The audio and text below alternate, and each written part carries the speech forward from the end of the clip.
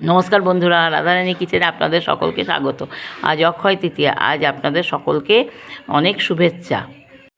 আজ অক্ষয় তৃতীয়া উপলক্ষে আমি আজকে রাত্রে বানিয়েছি আলুর পরোটা, পায়েস, ছোলা আলুর তরকারি, কুমড়ো আলুর তরকারি।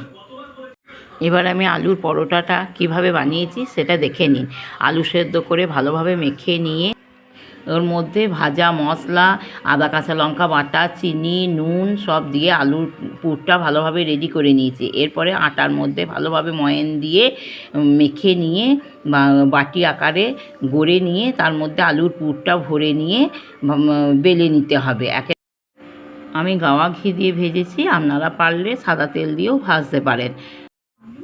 ঘি তৈরি আমার চ্যানেলে দেওয়া আছে, আপনারা গিয়ে দেখে নিতে পারেন। এইভাবে একের পর এক ভেজে নিয়ে পরিবেশন করুন গরম গরম আলুর পরোটা। ছোলা আলুর তরকারি পেতে আমার চ্যানেলটি ভিজিট করুন। কুমড়োর তরকারির রেসিপি পেতে আমার চ্যানেলে চোখ রাখুন। আমার ভিডিওটি দেখার জন্য অনেক ধন্যবাদ। চ্যানেলটি সাবস্ক্রাইব করে পাশে থাকবেন। পাশে থাকা বেল আইকনটি প্রেস করে দেবেন, যাতে ভিডিও আসার সঙ্গে সঙ্গে আপনার ফোনে নোটিফিকেশান চলে যায়। সবাই ভালো থাকবেন, সুস্থ থাকবেন।